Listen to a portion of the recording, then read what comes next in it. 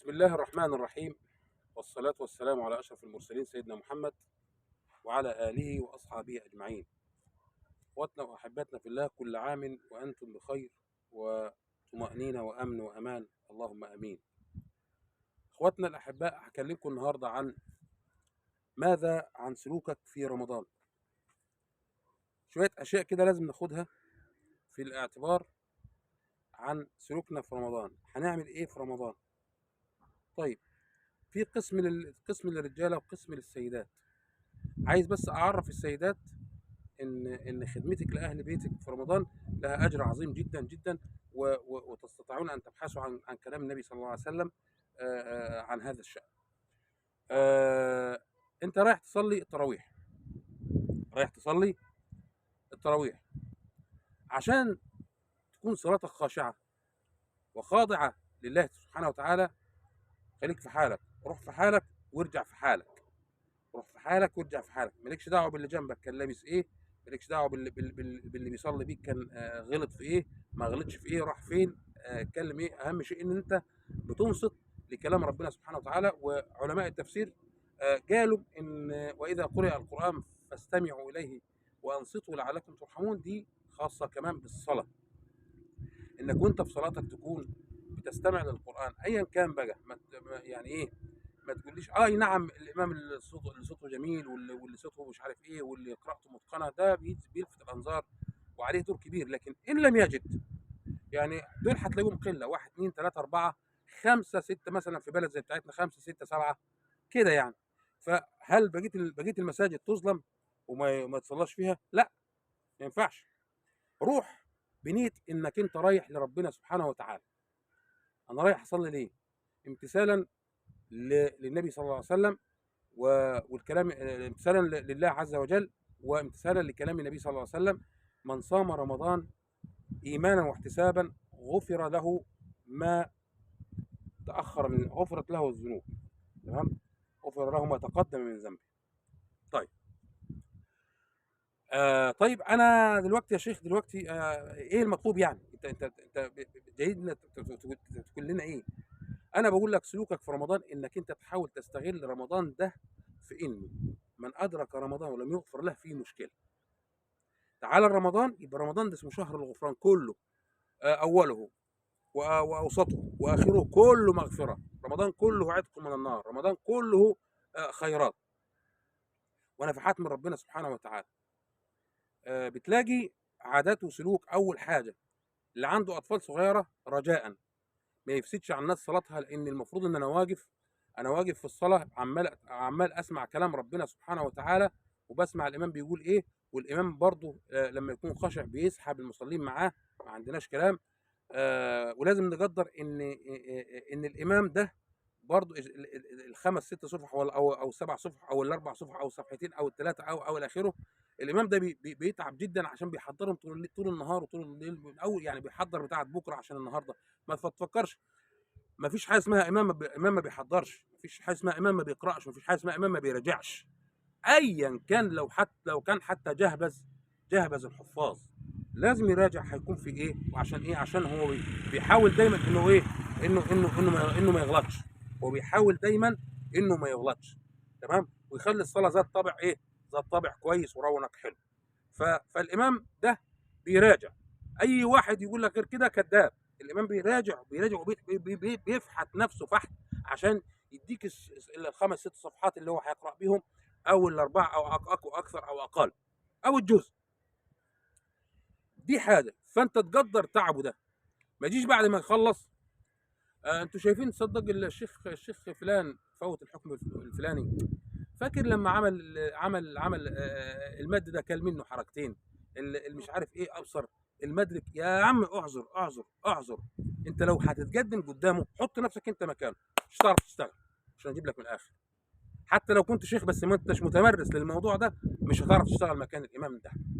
يعني انت حافظه تمام التمام، لكن تخيل اي شيخ انا بسمع نفسي بعد ما اخلص، لما اكون مسجل بخلص بكتشف اخطائي. عشان تكون عارفين، بكتشف اخطائي. كلنا عندنا اخطاء، مفيش حاجه اسمها الكلام لا، مفيش اخطاء، كله عنده اخطاء.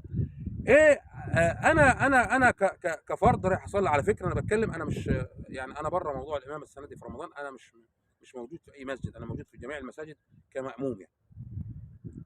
فطبعا انا كمصلي انا رايح اعمل ايه؟ خلاص، من صام رمضان ايمانا واحتسابا غفر له ما تقدم من ذنبه وما تقدم من ذنبه.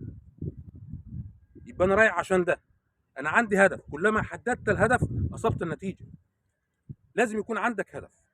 خلاص، يبقى انا كل اللي بعمله ان انا رايح امتثالا لربنا سبحانه وتعالى. اسمع الكلمتين اللي بيقولهم الراجل واتدبر فيهم طول ما انا واقف. قليل الحركات، مش قليل، منعدم الحركات كمان. ان انا بصلي بخشوع واحاول اتدبر واقول يا ربي، ودايما في نيتي جوايا انا يا ربي انا واقف قدامك وبين ايديك عشان تغفر لي وعشان تصلح حالي وعشان دنيا ودين واخره، دنيا ودين. تمام، ده قسم. خلاص، الستات اللي بتروح المساجد، الست انا عايزك تسالي نفسك، انت رايحه المسجد ليه؟ انت رايحه المسجد ليه؟ ما حدش قال لك ما تروحيش، مش معنى كده، لكن هتروحي تكوني ست ملتزمه باللسان. انا عارف ان ملتزمين بالزي ما فيش مشكله، لكن ملتزم لازم بد لك انك تكوني ملتزمه باللسان، لازم تكوني ملتزمه باللسان. ما تقعديش تقولي مش انت رايح عشان تشتكي سلفتك وتقولي مش عارف ابصر ده عملت النهارده وما عملتش وسوت وابصر وما ادري ايه، الكلام ده هيبطل صلاتك. خليكي في بيتك افضل. انت شايفه فلانه لابسه ازاي وشوفوا محزجه ومعامله ازاي، يا مالكيش دعوه. تقولي ربنا يهديها في سرك. عايزه تنصحيها، تعالي فلان 1 2 3 4 5، ده لو انت ناويه ستر. ما انتش ناويه ستر تكلمي وناويه تطلعي من المسجد بذنوب، اتفضلي. وهل يكب الناس على وجوههم في النار إلا حصاد ألسنتهم؟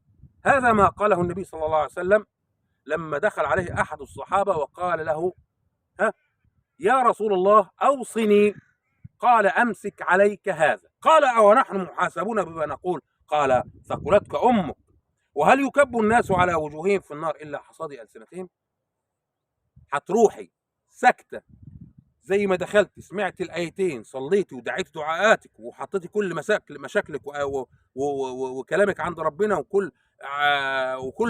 وكل ما اهمك عند ربنا سبحانه وتعالى، طلعتي مغفور لك ومجاب دعاك. اتكلمت عن فلان وعن فلان وعن فلان وعن فلان وعن الامام الفلان والامام الفلان والامام الفلان، انتهى موضوعك. يمكن من احد اسباب ان الواحد بيرفض انه يكون امام في رمضان هذا الشأن. الناس تقول ده انت احسن من فلان وفلان احسن منك لا، انا ما بحبش كده. لو حد شكر فيا انا بزعل جدا. مش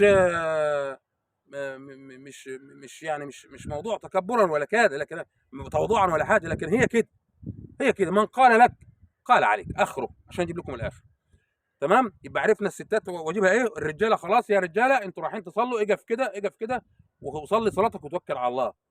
ماشي، عايز تسلم على الامام بعد ما خلص ولا مانع، لكن ايه، ما تحسسوش بالعجب. مش انت الله عليك يا سي محمد، الله عليك يا عم الشيخ، ده انت ابدعت. لا، فكك من القصه دي، عشان الراجل يتنوا مركز وما ياخدوش العجب.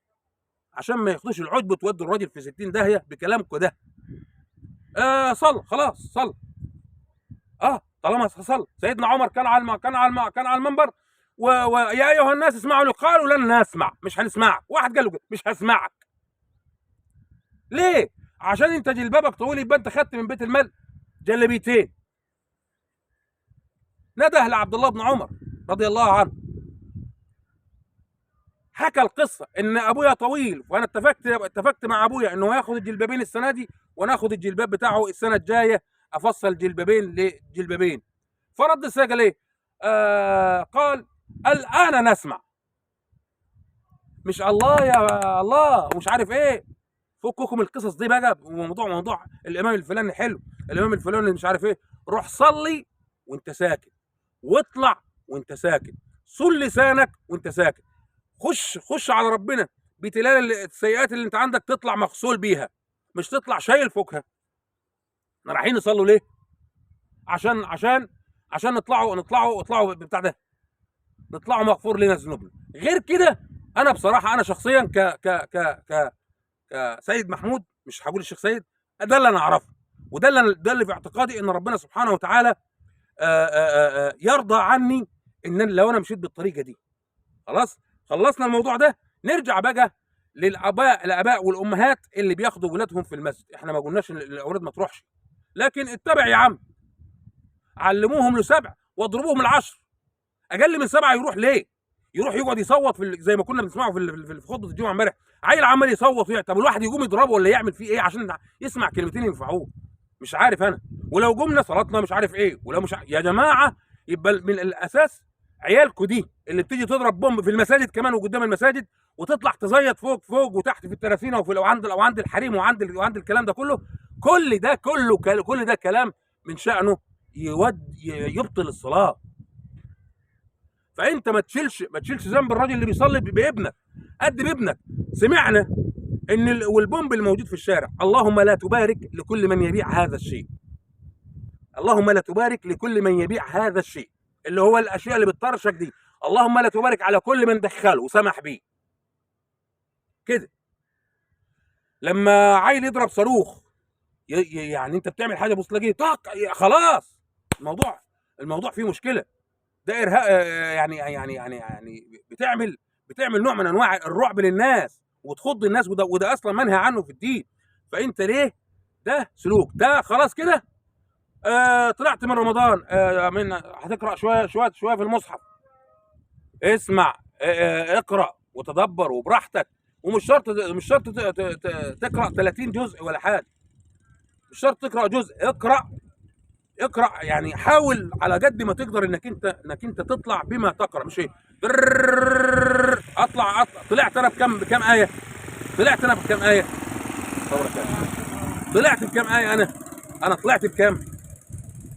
طلعت ده انا ختمت القران 4 مرات يا فرحتي. ماشي يا عم، على عيننا وعلى راسنا. طب ما تختمه، طب ما تمشي طول السنه انك انت تقرا جزء. بيحصل ولا بيحصل؟ ما بيحصلش الا من رحم ربي واراد. تمام. طيب، ده الاولاد. بالنسبه للاولاد هنعمل كده، هيطلع مغفور ان شاء الله، نطلع مغفور لنا ذنوبنا. اطلعوا دخلت في هدوء، خشعت في الصلاه، ايا كان الامام حتى صلى بيعجن، انا اهم مفهومي للقران. هو القران يعني مش كتير من الناس هيفهم موضوع التجويد، ومش كتير.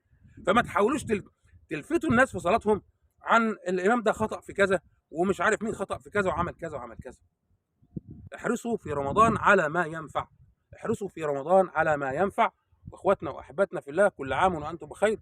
وهذا ما اردت ان والحديث بقيه ان شاء الله. وهذا ما اردت ان اوصله لكم في عجاله على قدر المستطاع. فيديو طويل، لكن انا بصراحه ما بعرفش اعمل كلمتين وبس. يلا، اقول لكم السلام عليكم، كل عام وانتم بخير.